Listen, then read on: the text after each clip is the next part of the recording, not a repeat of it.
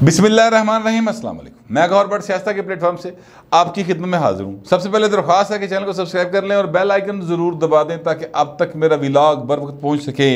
खबरें हैं दो, एक तो यह है कि पाकिस्तान हार कर भी जीत गया है और दूसरी खबर जो है वो पॉइंट काफ़ी ख़तरनाक जी है।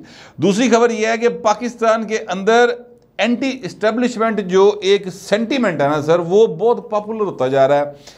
अब वो जायज़ है, उसकी पॉपुलैरिटी नाजायज़ है, ये बिल्कुल एक बहस तलब बात है, इस पर मैं बात करता हूँ। लेकिन पहले मैं आपसे अर्ज़ करूँ कि पाकिस्तान और इंडिया के दरमियान मैच था और इस मैच में पाकिस्तान और इंडिया के दरमियान वो खेल कम होता है, जंग की सूरत हल बहुती हुई होंगी है। जो नौजवान बच्चे बच्चियाँ चलें वो तो जज्बाती एज होती है।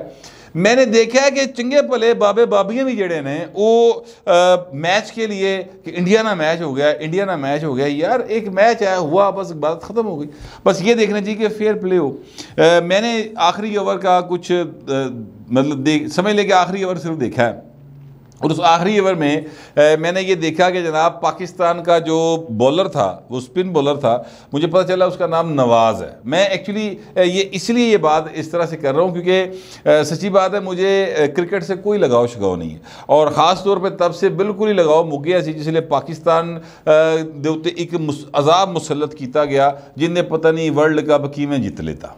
उन्हें जितया भी नहीं। यकीन कीजिए इमरान खान का पाकिस्तान के लिए वर्ल्ड कप जीतने में इतना ही हाथ है जितना कि वो शारजा में जो छिक्का मारा था अपना जवेद मियांदाद ने, उसमें तौसीफ अहमद हमारे एक बॉलर होते थे, उनका हाथ। बस इससे ज़्यादा इमरान खान का हाथ नहीं है, बल्कि उसमें तौसीफ का हाथ ज़्यादा था इसलिए कि उन्होंने एक सोटी वजी सी तो वो डिग पिया सी, जिसलिए लोग आई सी ना, पब्लिक दौड़ती हुई, छिक्का मार लिया, पब्लिक दौड़ती आई, उन्होंने सोटी वजी, वो डिग पिया। बस इमरान खान तो डिग्या भी नहीं पाए, उन्हें तो सानू डिगता फड़ के। बस मेरा कोई ऐसा सच इंटरेस्ट नहीं है क्रिकेट में, लेकिन लोगों का इंटरेस्ट है तो ये डिमांड समझ लें, पब्लिक डिमांड है मेरे इर्द गिर्द के लोगों की कि जिस पर बात करें। वो नवाज़ नाम का बॉलर है भाइन ने एक तो गलती की थी कि वो एक तो उसने आउट करवा दिया, कर लिया ना, स्टंप आउट हो गया एक बंदा, वो तो हो गया। उसके बाद पहलवान ने दो चाहिए थे, अपना स्कोर चाहिए थे, तो उसने एक वाइड बॉल कर दी फड़ के, ठीक है। अब उसका नाम नवाज़ है और यूथियों दे मगर पै गए जनाब कि जनाब देखिए नवाज़ गया तो नवाज़ शरीफ। हमारे बहुत सारे मसाइल हैं, हम मिन हसूल कौम, यकीन कीजिए इमरान खान ने हमें इतने सारे खानों में तकसीम करके रख दिया है। हम नामों के ऊपर लड़ते हैं, हम जो है वो क्या कहते हैं कास्ट के ऊपर लड़ते हैं, हम फ़िरके, मज़हब, सियासी ख्यालात, इस पर एक दूसरे के तंबीलान टुरे होने। पता नहीं, मुझे समझ नहीं आती कि हम क्या बनना चाह रहे हैं। बहरहाल जनाब वो नवाज़ साहब ने एक वाइड बॉल कराती, नहीं करवानी चाहिए थी, ज़ाहिर है प्रेशर है बच्चे के ऊपर, वाइड बॉल करा गया। उसके बाद अगली बॉल थी, लास्ट बॉल थी और एक स्कोर चाहिए था जीतने के लिए, मैच तो वैसे ही बराबर हो गया था। उन्हें जनाब हुक कराई, वो थोड़ा सा बाहर निकले खेला तो जनाब वो चौका हो गया, बल इंडिया जीत गया, मकसद ये था। लेकिन पाकिस्तान ने लड़ाई बड़ी लड़ी सर। हमारे दो बड़े आला बैट्समैन जो हैं जिनके ऊपर हमें बड़ा फ़ख्र, बड़ा नाज था, बाबर आजम और दूसरे रिजवान साहब, वो दोनों आउट हो गए। एक 4 पे हो गए, एक 0 पे आउट हो गए। दिल टुट गया भाई ना उस टाइम में। मैंने मेरे बेटे ने किया कि पापा बस हम मैच हरे पे है तो लिहाजा मैं तो आसमा जंगीर कॉन्फ्रेंस से जा रहा है, तो वो आसमा जंगीर कॉन्फ्रेंस से टुट गया। मैं भी वहाँ पे गया हूँ, उसका हवाल मैं आपके सामने रखता हूँ अभी। तो लेकिन इस सारी केस में आखिरी ओवर के अंदर एक नो बॉल जो है वो नाजायज़ दे दी गई, मुझे यूँ लगता है। और वो नो बॉल जो है वो उसके नतीजे में पाकिस्तान को नुकसान हुआ है। बिल्कुल नाजुक लम्हों में जाकर अगर आपको नो बॉल कर दिया जाए, नो बॉल नाजायज़ देती जाए तो स्कोर भी बढ़ गया, गेंद भी बढ़ गई पाइन, तो वो तो नुकसान हो जाता ना। अब जाहिर है कि उस पर का इल्ज़ाम आ रहे हैं कि चीटिंग की गई है, ये किया गया, वो किया गया, काफ़ी रोला पे है। लेकिन पाकिस्तान की टीम ने मुकाबला बड़ा किया है सर। ये कोई मतलब अगर प्रॉपर किसी ने मैच देखा हो तो सच्ची बात है कि उन्होंने पूरा दिल नाल खेडे है। हूँ जाहिर है हार जीत तो फिर गेम का हिस्सा है, लेकिन एक नो बॉल जी है ना वो अंपायर रल गया परले पासे भाइन। पाकिस्तान में भी सर अंपायर परले पासे रल गया सी, वो बड़ा रुला पाता सी इमरान खान 2014 धरने च ना कि अंपायर की उंगली उठ जाएगी। वो अंपायर के साथ मिलके खेलते थे। और फिर जब अंपायर ने उन्हें कहा कि भाएन तुसी आप अपने पैरों के भार पा खलोवो, साढ़े ते ना रहना, जागते रहना। ये जनरल बाजवा साहब ने बताया, ये जो मैं आपको इससे पहले व्लॉग में बता चुका हूँ कि NDU की मीटिंग के अंदर उन्होंने बड़ी लंबी छोटी बातें की। तो उसमें मुझे याद आ गया कि ज़राए ये बताते हैं कि उन्होंने कहा कि हमने इस हुकूमत को लाने में कोई किरदार अदा नहीं किया, 0% किरदार है हमारा। हमने सिर्फ इतना किया कि इमरान खान से अपने आप को अलग कर लिया और किसी की साइड नहीं ली, सिर्फ हम न्यूट्रल होकर खड़े हो गए। तो इमरान खान टह पाया, इसलिए टह पाया क्योंकि उसके चाले ही नहीं थे पाए, वो लोगों के साथ मिलते ही नहीं, वो किसी नू का ही नहीं पाता। देखिए रवैये होते हैं, छोटे छोटे रवैये होते हैं जो इंसान के बारे में आपको जो है वो आप उस पर पेश गोई कर सकते हैं कि ये बंदा किस तरह का होगा। मिसाल के तौर पे आपके घर कोई आए और आप उसको खाने का ना पूछे, आप बैठ के भाएन रोटी खाई जाओ, उन्हें पूछो ही ना, तो ये रवैया बताता है कि दो बातें हो सकती हैं, या तो आपको उसका आना बड़ा नागवार गुजरा है, और या फिर ये है कि आप इतने के वो क्या कहते हैं घटिया किस्म के करैक्टर हैं कि जनाब आपको मेहमानों के आए गए की कोई कदर नहीं है। तो ये एक बार नहीं हुआ सर, ये इमरान खान की हवाले से हमने दर्जनों बार ये मामला देखे हैं, ठीक है। अच्छा, इमरान खान साहब के बारे में मैं आपसे अर्ज़ करूँ कि इनको जनरल बाजवा साहब ने बताया है कि इनको इनके लोग मिलते नहीं थे, और जो मिलते थे वो जनाब जाके शिकवे करते थे ये यानी इस्टेब्लिशमेंट के पास के भाई ने साड़ी गल ही नहीं सुनता। तो कहते हैं हमने इन्हें कहा कि यार अपने बंदे संभालो, तो वो भाई साहब ने कोई फिक्र फाका नहीं सी।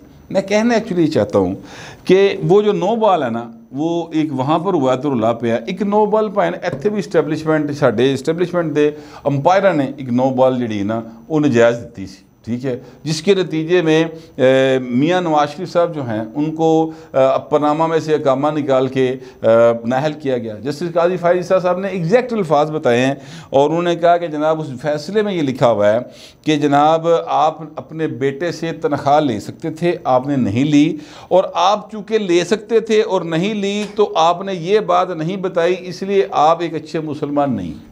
यानी अब आप अंदाज़ा लगाएं कि किस तरीके से जाके अगले का उन्होंने अकीदा और मजहब चेक किया। क्या बात है, ज़बरदस्त, यानी दिलों के भेद जानना शुरू हो गए ना भाई। तो जब अंपायर इस तरह की हरकतें करनी शुरू कर देते फिर यहो जिहा अजाब ही मुसलत होंदा भाई, जो इमरान खान की सूरज पाकिस्तान के उत्ते होया। अभी ख़त्म नहीं हुआ, ये मैं आपसे अर्ज़ करूँ, ये अभी है, इसकी जो आफ्टर शॉक्स है ना वो काफ़ी अरसे तक रहेंगे। ये आसमा जहांगीर कॉन्फ्रेंस जो है इसमें मैं गया हुआ था और वहाँ पर मैंने देखा कि इस्टेब्लिशमेंट के ख़िलाफ़ एक बाकायदा नौजवान नस्ल के अंदर एक गुस्सा है। अच्छा, ये बात मैं जो कह रहा हूँ ना सर, वो मैं इसलिए कह रहा हूँ क्योंकि वहाँ पर बहुत सारे स्पीकर्स थे, बहुत सारे लोग अच्छे बुरे आए, उन्होंने अपने अपने ख़यालात पेश किए, लीडर्स थे, वफाकी वज़रा, साबिक़ वज़रा, इस तरह के बहुत सारे लोग थे। एक बंदा ऐसा जिसका कभी MPA नहीं रहा सर, वो कभी MNA नहीं रहा, कभी उसने मेरा काउंसलर का भी इलेक्शन नहीं कंटेस्ट किया, 35-36 साल उसकी उम्र होगी मुश्किल के साथ, मंजूर पश्तीन नाम है सर उसका। मैं और इमरान शफकत जो है वो ज़रा चाले पासे पानी लभदे फिरने से। आसमा जहांगीर कॉन्फ्रेंस में मसला ये होता है कि उनकी जो मुंतज़मीन है ना, उन्होंने सारे दूसरे दिन खास तौर पर शौक पै जाता सैल्फियां लवाउण दा, लिहाजा वहाँ पर पानी और चाय का बड़ी किल्लत पैदा हो जाती है। अवारी वर्गी थां ते उन्होंने कॉन्फ्रेंस पानी और चाय नहीं लभ रहा होंदा, तो वो हम ज़रा उस तरफ चले गए कि कहीं शायद इस तरफ से पानी और चाय मिल जाए। तो अचानक से अंदर से बिल आवाज़ें आनी शुरू हो गई, एक नारेबाजी शुरू हो गई।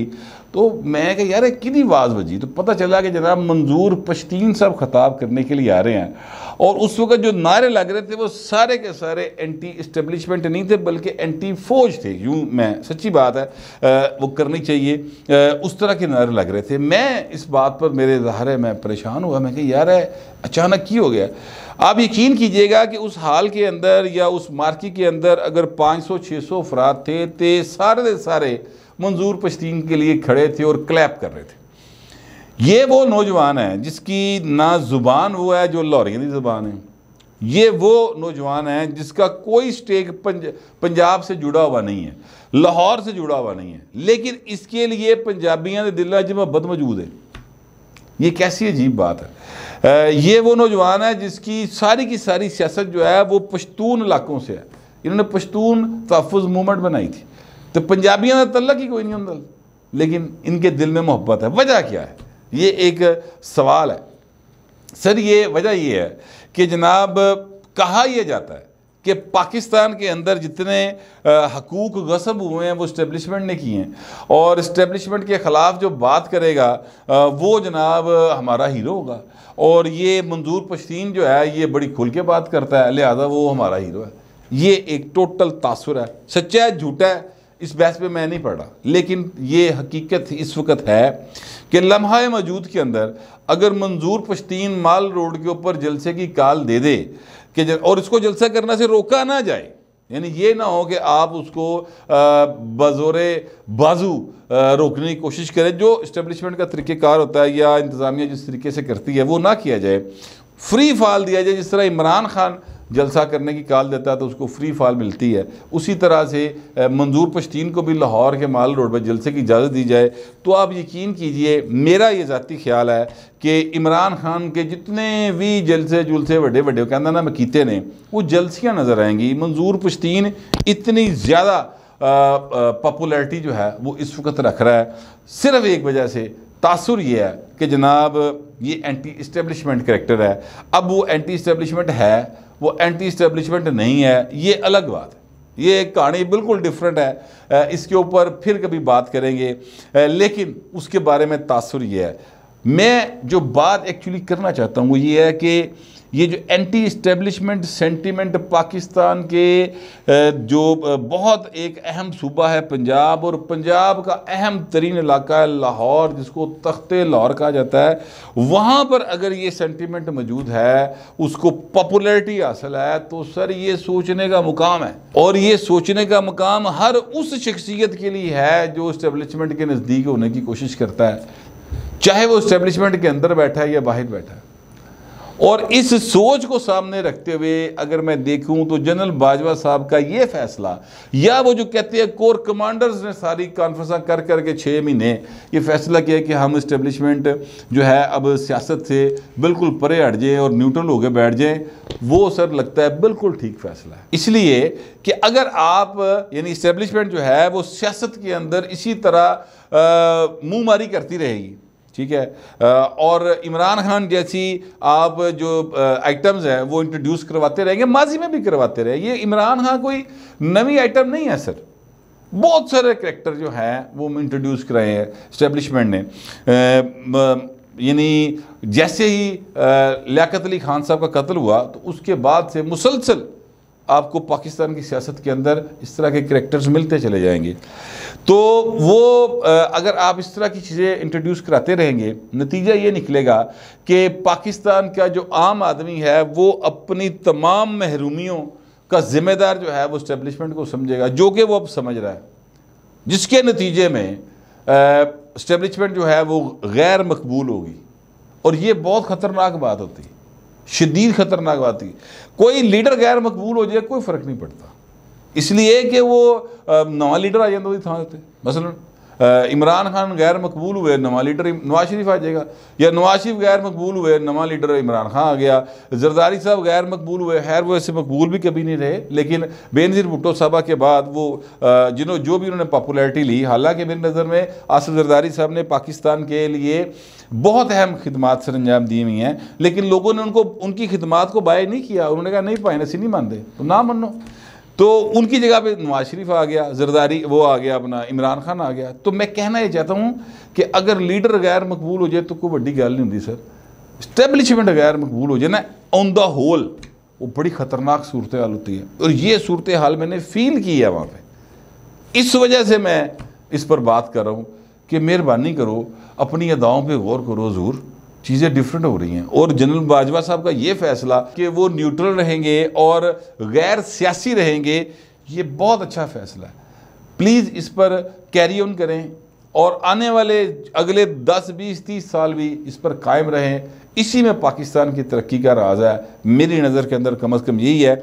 अब मैं आने लगा उस बात के ऊपर जो मैंने आपसे की कि वह जो कॉन्फ्रेंस हुई सर, उसमें बिलावल भुट्टो जरदारी साहब जैसे ही आए, वहाँ पर यूथियाई जो 3-4 लड़के थे, 3-4 लड़कियाँ थीं, कोई 4-5 के करीब ख़वातीन थी जो मुझसे ज़्यादा उम्र की थी, और उन्होंने जनाब इमरान खान के हक़ में नारेबाजी शुरू की। उधर से जियालो ने नारेबाजी शुरू कर दी अपने लीडर के हक़ में। एक माहौल टेंस हुआ, फिर उस माहौल को ठंडा किया गया। जैसे ही बिलावल साहब ने तकरीर शुरू की, अली वज़ीर की रहाई के नारे मारने शुरू कर दी। को 15 से 20 नौजवान होंगे, उन्होंने खड़े होके, और उधर से पीपल्स पार्टी वाले जो हैं उन्होंने बिलावल साहब के हक़ में नारेबाजी शुरू कर दी, क्योंकि गलत फहमी ये पैदा हो गई थी कि ये जो पीछे से नारे आ रहे हैं ये इमरान खान के हमायती लगा रहे हैं। लेकिन जब पीपल्स पार्टी वालों को ये मालूम पड़ा कि ये अली वज़ीर की रहाई के नारे मार रहे हैं, तो दिल तो उन्होंने तो यही है ना कि अली वज़ीर ने ज़्यादती हो रही है, रहा कर दो, लिहाजा वो चुप करके बैठ गए।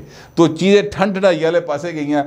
जैसे ही बिलावल साहब दोबारा बोले तो अली वज़ीर साहब के जो हमायती थे उन्होंने फिर नारे लगाने शुरू कर दिए। तो बिलावल साहब ने कहा यार वहाँ पे जाके नारे लगाओ ना जहाँ से उसको रहाई मिल सकती है, यहाँ पे क्यों लगा रहे हो। ये जुमला जो है ना सर, ये पूरे के पूरा पाकिस्तान की इस वक्त सियासतदानों की जो हैसियत है ना उसको बयान कर रहा है ये जुमला, ये एक जुमला, ठीक है। और फिर जब मुंतज़मीन ने जाकर उनको समझाया, वो थोड़ी देर के लिए बैठ के बाद फिर उन्होंने नारे लगाए, तो बिलावल साहब ने कहा इंशाल्लाह ज़रूर हाँ करेंगे। वो बेचारा की कहता और तो अंदाज़ा दे पे है अपनी बेबसी को नहीं कर सकता, वो हथ पैर बने हैं, वो की करे। बाहर बिलावल साहब ने कहा है कि अगर आसमा जहांगीर साहबा ज़िंदा होती तो वो मुझसे पूछती कि डील करके तो वज़ीर ख़ारजा नहीं बनया, तो मैं उन्हें क्या जवाब देता कि मैं बिल्कुल डील करके वज़ीर ख़ारजा नहीं बना।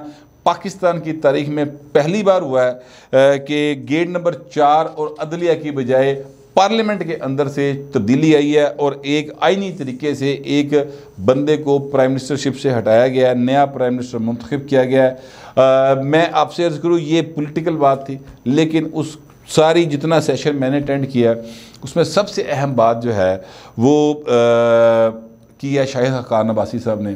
शाहिद हक़ान अब्बासी साहब वहाँ पे सर बिलावल साहब के आने से वो घंटा डेढ़ पहले आ गए सर, तो उत्थे जैसे ही वो एंटर हुए तो उसके बाद वहाँ पर उन्होंने सैल्फियां का मौसम ही मुक नहीं सी रहा। जेड़ा बंदा आ रहा सी भाई उन्होंने सैल्फी लवाई जा रहा सी, यानी ख़वातीन मर्द बच्चे बूढ़े वो एंट्रेंस के बिल्कुल साथ खड़े हो गए और जेड़ा आया उन्होंने सेल्फी लवाई गया। अब शाहिद हक़ान अब्बासी साहब ज़ाहिर है कि एक तो 6.5 फुट का भाई यानी लुक ही नहीं सकता किसी को, ठीक है। दूसरी बात यह है कि वो नून लीग का लीडर, और तीसरी बात साबक वज़ीर आज़म, और चौथी बात कि सीधी सीधी गल कर देने वाला करैक्टर। तो सीधी बातें की सर उन्होंने कहा जनाब आप 100% दे दें सीटें, इलेक्शन हो 100% सीटें कोई एक पार्टी ले जाए, मसला हल नहीं होगा, पाकिस्तान नहीं चलेगा। क्यों कि बिजली गैस और पेट्रोल जिस रेट पे हम ले रहे हैं उससे मतलब को घाटे जैसी तुहानू आवाम को बेच रहे हैं, इस तरह मुल्क नहीं चल सकते। इस मसले का हल निकालने के लिए उन्होंने कहा अदलिया फौज मीडिया सियासतदान सारे बैठ कर जो है अपने मतलब अपना हिस्सा डालें तो पाकिस्तान का मसला हल हो सकता है। वरना जो मर्ज़ी करते रहो, इल्ज़ाम लाने ला लो, इल्ज़ाम नहीं लाने ना लाओ, इलेक्शन कराना करा लो, नहीं कराना ना कराओ, मसला हल नहीं होएगा, पाकिस्तान आगे नहीं चलेगा। सिर्फ एक हल है चलने का कि सारे जने सिर जोड़ के बैठो और इसका मसाइल का हल निकालें। इकॉनमी नहीं चल रही, शाहिद हक़ान अब्बासी वालों हाथ चुके खलोते ये पाए। मैं आपको एक ऐसे बंदे की बात बता रहा हूँ जो साबिक़ वज़ीर-ए-आज़म पाकिस्तान रहा है, आजकल भी वज़ीर है, और वो ये वाज़ेह तौर पर आपको कह रहा है कि साढ़े तो काम नहीं पे टुरदा जे, अदलिया और फौज को साथ बैठ के मसले का हल निकालना पड़ेगा। अब वो क्या हल है, उनके दिमाग में क्या चीज़ है वो उन्होंने नहीं बताई। यकीनी तौर पे पाकिस्तान कम्स फर्स्ट का नारा जो है उस पर ही अमल करना होगा, अदरवाइज़ हालात वाकई ख़राब ने। सर्दियाँ आ रही हैं जे तो गैस कोई नहीं जे, ऐ मैं तुहानू पहले दस दूँ, हाँ गैस कोई नहीं जे, और फिर अल्लाह माफ़ी पता नहीं किमें गुजरेगा वक़्त।